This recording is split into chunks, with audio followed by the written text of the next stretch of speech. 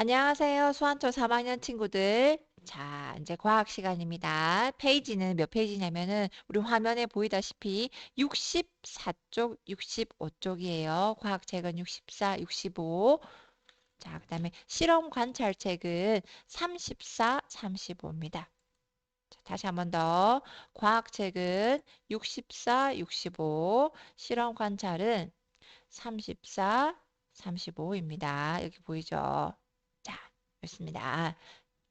여러분들, 이제 3단원이 이제 거의 마무리가 되어 갑니다. 오늘 이 시간에는 여러분들 페이지, 이제 교과서 페이지에 보이는 것처럼 배운 내용을 생각 그물로 정리해보는 시간을 갖겠습니다. 정리해보고 또 스스로 체크, 여기 스스로 체크를 통해서 내가 잘 알고 있는지, 조금 약한 개념은 있는지 없는지 있다면은 다시 되돌아가서 한 번 더 복습하도록 할게요. 자, 그러면은 우리 친구들은 선생님과 함께 실험 관찰 이제 기록을 준비하도록 합시다. 여러분들 여기 보면은 실험 관찰 뒤편에 보면은 77쪽에 여러분들 요거 사진 자료가 붙임 자료가 있습니다. 요거를 뜯어서 준비해 주세요. 그다음에 오늘은 자도 있으면 좋습니다. 자가 있는 친구는 자도 준비해서 가지고 옵니다. 자, 여러분들도 선생님처럼 이렇게 실험 관찰을 폈지요? 그리고 이렇게 붙임 자료를 준비했습니다. 자, 3단원 지표의 변화에서는 크게 우리가 네 가지에 대해서 살펴봤습니다. 맨 처음에는 흙이 만들어지는 과정. 한번 읽어볼까요? 우리 교과서 64쪽에는 흙은 어떤 과정을 통해 만들어질까요? 하고 지금 나오고 있죠. 여기. 자, 요거에 대해서 살펴봤습니다. 요 내용을 우리 화면에서는 선생님 손가락 보세요. 여기다가 우리가 정리를 하겠습니다.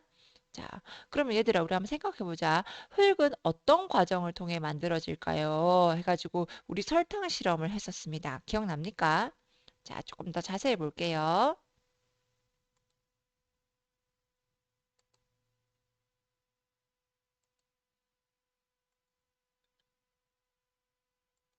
네, 화면에 나왔습니다. 이렇게 우리 투명한 뚜껑이 달린 컵 안에다가 얼음 설탕을 넣고 마구마구 우리가 위아래로 막 세차게 흔들었죠. 흔들었더니 얼음 설탕에 어떤 변화가 있었습니까? 그렇죠. 설탕이 모서리가 부서지면서 가루가 생기기 시작했습니다.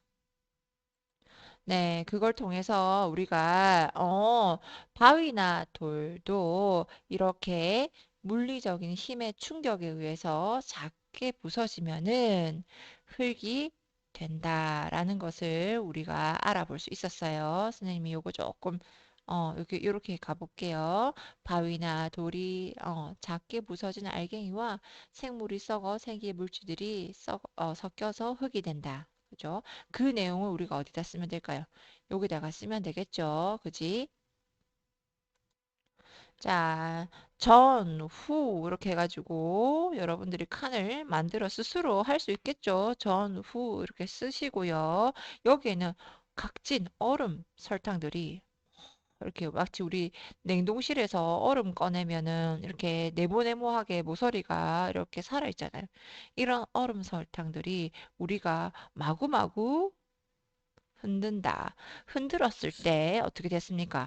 얼음이 이렇게 좀 부서지기 시작합니다. 모서리들이. 그러면서 또 뭐도 생겨나기 시작하냐면은 이렇게 가루도 보이기 시작합니다. 자, 요런 거 우리가 알 수 있었어요. 선생님이 요 실험 관찰 장면은 화면을 당기고 싶지만 이게 더 이상 당겨지지가 않습니다. 그래서 대충 여러분들이 아, 이렇게 하는구나 하고 선생님 하는 것을 보면서 여러분들이 감을 잡을 수 있겠죠. 그죠? 그리고 여기 밑에 있는 요 글들은 중요합니다. 다 써주세요. 그리고 특별히 여기 민트색은 핵심입니다. 빠뜨리지 않도록 자, 꼭 써주시기 바랍니다. 자, 그러면 아래로 넘어가겠습니다. 그 다음에 우리가 흙이 어떻게 만들어지는구나 배우고 나서는 흙의 두 가지 종류를 우리가 크게 두 가지 종류를 데리고 나와서 비교를 하기 시작합니다. 뭐냐면은 하나는 운동장 흙, 또 하나는 화단 흙입니다. 빠밤 하고 둘이서 빵빵 하고 비교를 해요. 우리가 대조적으로 비교를 공통점과 차이점을 찾습니다. 왼쪽에는 여기 사진 보면은 운동장 흙 나오고 있죠. 쌤 노란색 요거를 좀 찾아보세요. 자, 운동장 흙 이거 찾습니다. 이거 돋보기로 우리가 살펴봤고요. 또 오른쪽은 화단 흙 해가지고 우리가 찾아봤습니다. 운동장 흙과 화단 흙의 생김새, 그다음에 물 빠짐에 대해서 우리가 특별히 알아봤는데 그 내용을 여기다가 적어주면 되겠습니다. 그리고 요 두 번째 내용 같은 경우는 선생님 요 손가락 화면 보세요. 자, 실험 관찰 화면 보면은 요것을 우리한테 이렇게 스티커가 나와 있습니다. 그러면 스티커를 뜯어서 요렇게 왼쪽에는 운동장 흙 따당 써볼게요. 운동장 흙 쓰고요. 오른쪽에는 따단 그렇죠. 색깔이 더 짙다 그죠? 짙은 갈색입니다. 화단 흙 이렇게 해서 써주세요. 그리고 여기 다시 우리 과학책 볼까요? 보름달 따라오세요. 여기 핵심 개념 밑에 있는 민트색 요거를 잘 기록해 주십시오. 그리고 우리 부식물이라는 새로운 용어가 등장합니다. 부식물이 무슨 뜻인지 돼지꼬리 해가지고 써놨죠. 부식물이란 식물의 뿌리나 죽은 곤충, 나뭇잎 조각 등이 썩은 것을 말한다 하고 이렇게 나와 있습니다. 이거 좀 땡겨볼까요? 이렇게 하면 이제 조금 보이네. 자, 요 내용을 특별히 어, 중요합니다. 민트색을 써주면 되겠습니다. 어디에? 선생님 손가락 보세요. 여기 아랫부분에. 그렇지. 여기 이해했죠? 자, 해서 우리는 흙이 어떻게 만들어지는지 그리고 대표적인 흙 두 개, 우리 생활 주변에서 볼 수 있는 흙 두 개를 비교, 즉 공통점과 차이점을 살펴봅니다. 자, 그러면서 이제는 조금 더 넓은 자연으로 나가요. 그래서 세 번째, 흐르는 물에 의한 흙 언덕의 변화하고 나갑니다. 우리가 물이 흐르면서 주변의 지형을 어떻게 변화시키는지 알아보기 위한 간이 실험을 하는데요. 간이 모형 실험을 하는데 바로 요겁니다. 흙을 도톰하게 흙 언덕을 선생님 손가락 그림 보세요. 예, 여기 화면 보고 있죠? 흙을 도톰하게 이렇게 쌓아놓고 색깔 있는 모래를 이렇게 차차차차 뿌립니다. 조금 우리 눈에 확 띄기 위해서 그 다음에 물을 콸콸콸콸콸콸 부었죠. 요 실험 기억납니까? 한번 교과서로 가서 한번 볼게요.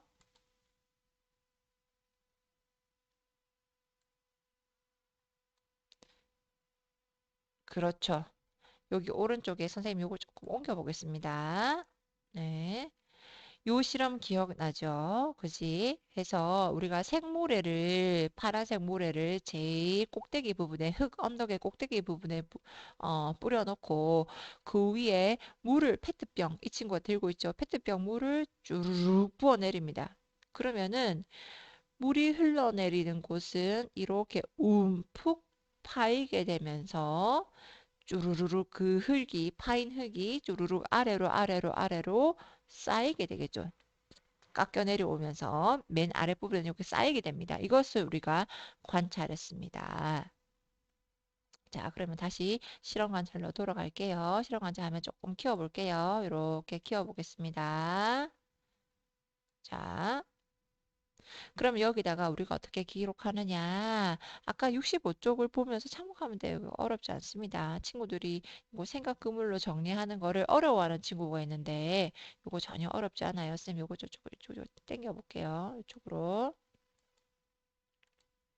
자, 여기 실험에서 중요한 것은 이 흙 언덕의 윗부분과 아랫부분을 특별히 유심히 관찰하는 거였습니다. 흙 윗부분은 우리 친구들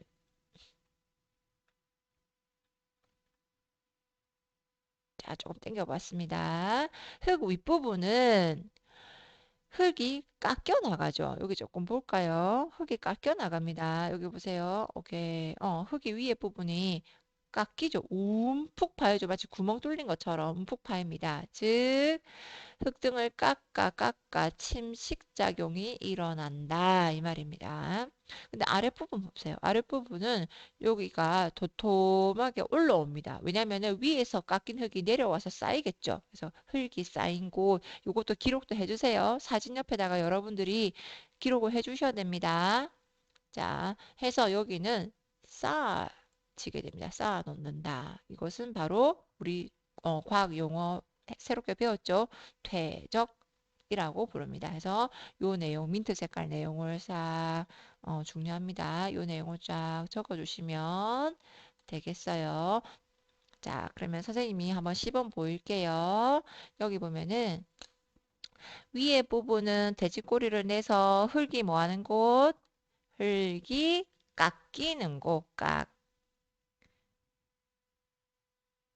깎인 곳 하고 적어주고요. 아랫부분 여기는 도톰하게 이렇게 쌓였죠. 흙이, 그렇죠. 쌓인 곳 하고 적습니다. 그리고 여기, 여기 아랫부분에 자리가 많습니다. 이 아랫부분에다가 선생님 보름달 따라오세요. 여기 오른쪽 요 내용을 적으면서 그냥 따라서 보고 옮긴다 이렇게 생각하지 마시고 마음속에 다시 한번 아는 내용이지만 다시 한번 새기면서 정리해 주시면 고맙겠습니다. 자, 그러면 이제 마지막입니다. 마지막 강과 바닷가 주변의 지형 나옵니다.